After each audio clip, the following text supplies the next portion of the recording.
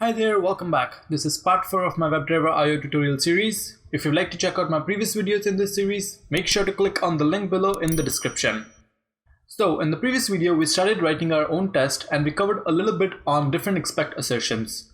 In this video, we will continue with that by writing some more tests and focusing on different set of expect assertions. So we will be covering toBeDisplayed, toHaveTextContaining, toHaveLinkContaining, and a couple more. So I think that should cover some of the most commonly used expect assertion, and you can always reference the docs if you like to learn more. Alright, so now let's take a look at which test we'll be writing. So I'm back on our eBay site. So this time we're going to be writing test on a different page. We won't be using our search page, we'll write test on our watches page. So you can access that by hovering over to fashion and then clicking on the watches link here. So once I go there, make sure you're under eBay, jewelry and watches parts and accessories. Okay, so once you're here, we will be writing our test for this particular banner. First, we'll ensure that this banner is displayed. Then we'll write a test on making sure that this text is available. And then we're gonna ensure there's a link on this particular button. And when you click on the link, it opens up a new URL, and then we'll verify that URL. So that's it. That's what pretty much we'll be covering from our test perspective. Now let's head back to Visual Studio Code and start writing our test. All right, so for our watches test, we can scroll below and just create a new describe block, and we can even name it watches. But you know what, it doesn't make sense to create a watches test here because our search test has nothing to do with that watches test. It just focuses on product search here. So I think the best case scenario here would be is to just create a new spec file, and we can name this watches.js. This way anything we did with your watches test will be contained here, and anything with our search will be in our search file. I think this is a good way to isolate your test.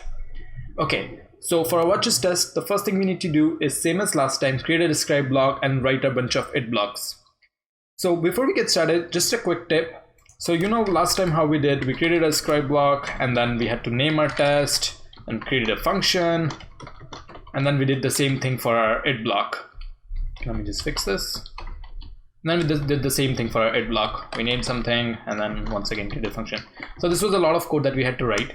So there's a quicker way to do this. So what you can do is use makasnippets. So if you're using Visual Studio Code, this will work for you. So if I just type in DESC and hit enter, there you go. It auto-generated this code for me. Now I can just type in my test name and I can do the same thing for the it block. I hit enter and there you go. I can write this. So this makes it really easy for us to write test.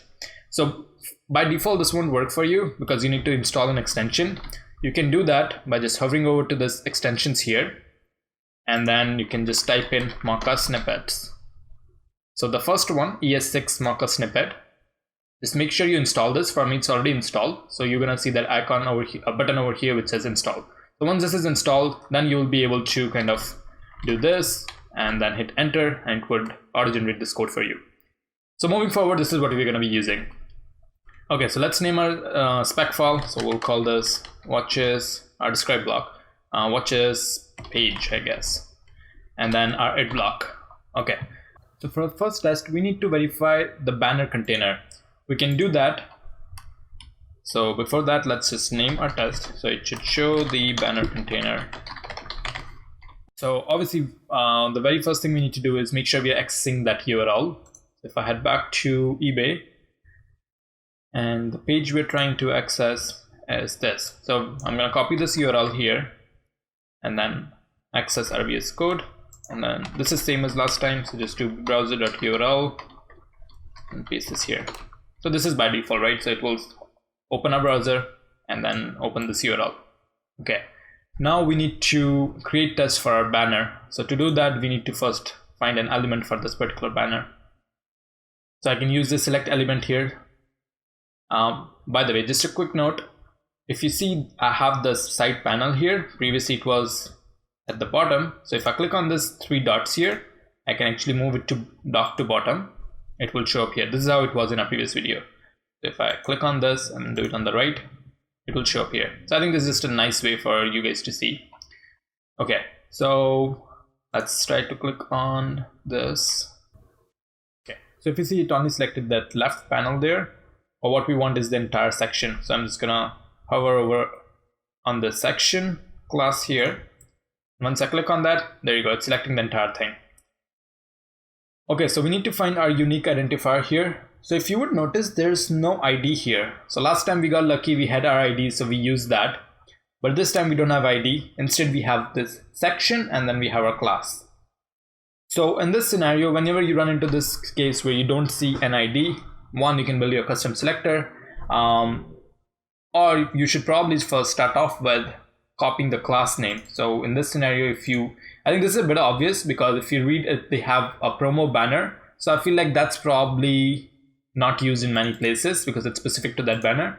So we can try it out. It's just a total assumption. So I'm gonna copy promo banner and then paste it here. Okay, so if you see, there are two nodes. So that's because they are using it also for the styles over here. And if I hit enter on this, they're using it for this section. And this is the section we want. So to do that, what we can do is just add a section in the beginning. If I do section, and it would, make sure there's no space here. So I'm doing section.b-promo banner. And this way just created my unique node, or gave me the unique node. So I'm just gonna copy this entire thing. By the way, if you struggle with kind of building your own selectors, that's totally normal. Like, I think you're gonna, once you kind of start working with it, and slowly you will start kind of understanding which selectors to use, how to create your own one, and how to identify which one is unique, which one's not. It's just gonna take a little bit of practice. Okay, so let me just copy this, and then we'll head back to VS Code. So let's create a variable here. We can call it promo banner. Here. And now we need to, for our first assertion, we have to verify that this banner is displayed. So I'll open back Chrome and I'm gonna go to WebdriverIO in our API. I'll click on expect. So this is our expect document. Okay, so here we are trying to find something with displayed. So if you just see the first element matcher, and I click on this, it says to be displayed. This is exactly what we need. What this does is make sure that a particular element is displayed on the screen, and that works perfect for us. So you can do that by expect element to be displayed. So we'll just copy this whole thing and then head back and then paste this. And then the only thing we need to do is just replace the element with our element here. There you go. All right, let's try to run a test to see if it works. New terminal, then I'll do npx toBeDisplayed and then run our configuration file. So it's going to try to open up our Chrome driver. So one thing to keep in mind, now last time it was only running one single instance of Chrome. This time it's going to try to run two Chrome instances because we have two separate files. So by default, WebdriverIO tries to run this test parallel. We will discuss about how parallel testing work in our future videos, but just something to keep in mind. Okay, so there you go. Our first test for Watches page is working successfully. So now let's create our second test. For our second test, we will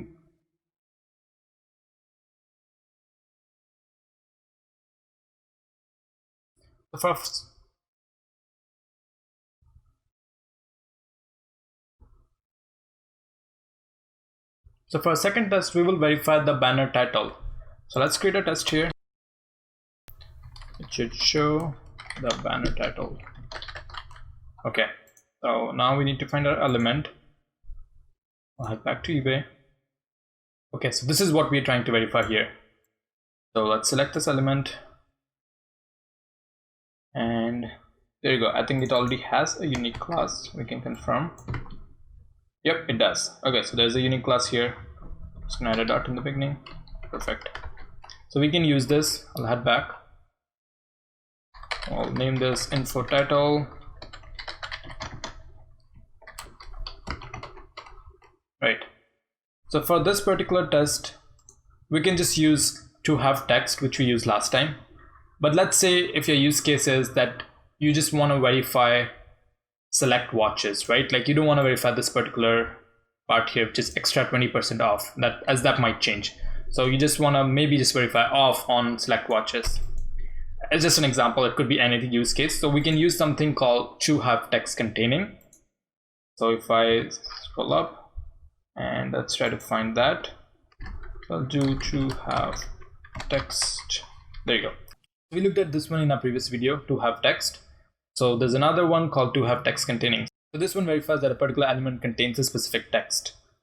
So this is easy to use also. So we'll just copy this and then paste it here and replace info title with this and our text. So we need a text. So let's go back to Chrome and then copy this entire thing and paste it here. So we can easily run this test and this would work fine. But what we're trying to verify is that in this entire text string, that if we just run, let's say this part, where imagine that they might give different offers, they might do extra 50% off or 70% off. So we don't really know in this scenario. So we will just try to run this particular part and see if this works. We want this to be available every time we run our test. Okay, so I'm gonna run this test.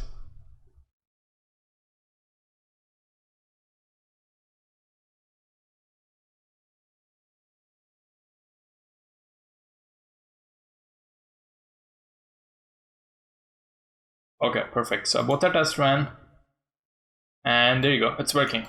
So it ran our test and what it did is just verified this particular part and checked if it's there in that particular string, and it was available, so our test passed.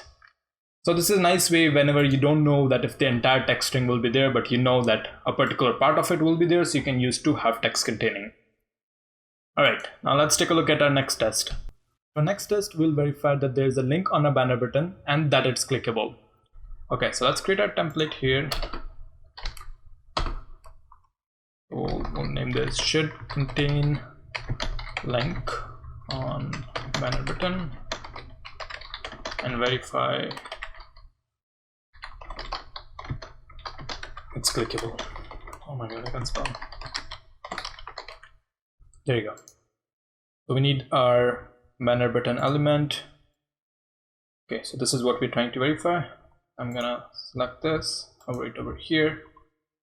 Alright, so this is an anchor link and we have our class here, if you notice, and it seems like this is unique. So let's copy. Okay, it copied the entire thing. So this is unique, but I think we can remove this part. Yep, okay, so this is perfect. So we copied just this part, B promo banner info button. Like notice we could have just very well copied the entire thing, but if we just find a unique node with just this, it doesn't make sense for us to just write such a big CSS selector. So I'll copy this, head back. So let's name this shop button and then paste this here. Okay. So for our assertion, we need two assertions here. One, we want to make sure there's a link, and second, that it's clickable. Let's open up our document. So just the way we did toHaveTextContaining, they also have something called toHaveLinkContaining. So I can do toHaveLinkContaining. There you go. By the way, the reason we're using toHaveLinkContaining is what we're trying to verify here, not this text, but the link when we click on this text. So if you notice here, in the href part, they have https ebay.com/e fashion watches and then the entire string there. This is what we're trying to verify. So out of this, we could just we could have copied the entire thing, but we just want to verify that only the fashion part is available in the string. That means it goes to the fashion page. That could be, once again, another one of the test cases. You could very well just use something else here. Okay, so I'll head back to VS Code and I'll create our expect assertion. Shop button dot, so what was that? To have link containing. And then for our link, instead of copy pasting the entire link, we'll just verify that the link should have this text, which is fashion. Okay, you will also just add a slash in the beginning or like this. Even this is fine. Now, next assertion, we want to verify that it's clickable. So they have, just the way we have like .click, they, for the assertion, they have something called to be clickable. So if I go back here, scroll up, let's see. There you go. So to be clickable. So it checks if an element can be clicked. So why do we want to verify that it's clickable? Well, there could be some scenarios where the button is disabled, right? So in this, we're trying to verify that it's clickable. So we can use this expect assertion. And I'll head back and This one is easy. We'll expect shop button dot to be clickable. Okay, let's try to run a test and see if it works.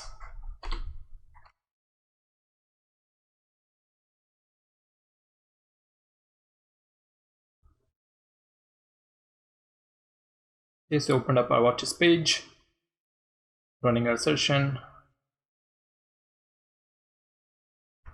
Awesome, both our tests ran. If I scroll up, perfect. For our watches page, all 3 of our tests are working, and same thing for our eBay product search, all 4 are working. Awesome, so now we need to create our next test. For our next test, we will click on the shop button and verify our new URL. So let's create a test. It should click on the shop button and verify the new URL. Oh my god, okay. Yes, so this time we don't need to find our element because it's the same element. I'm gonna copy that, so we need to click on this, so we'll do .click. We learned that in a previous video. And now we need to add our assertion. So we need to verify our URL. So to do that, if I scroll up here, they have this browser matcher, which is toHaveURL. So we can use this, expect browser to have URL. So I'll copy this, paste it here. So we will verify the new URL here, and we need to first know what the URL is. So let's head back to Chrome. And when you click on this button here, it opens up this URL. So I'm going to copy this entire thing and then paste it here. Okay, perfect. So this is the URL we're trying to verify. So one thing to notice here, you might say that, well, this is definitely a URL that might change in the future because it's specifying to this promotion here, which is 4th of July. We will figure out a solution for that. But for now, we will just try to run this test and see if it works.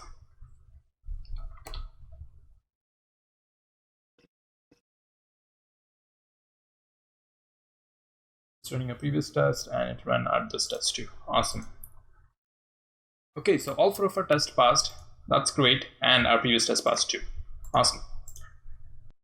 So to quickly recap, we learned about various expect assertions in this video. We started off with toBeDisplayed, then moved to toHaveTextContaining, then LinkContaining, clickable, and then toHaveURL.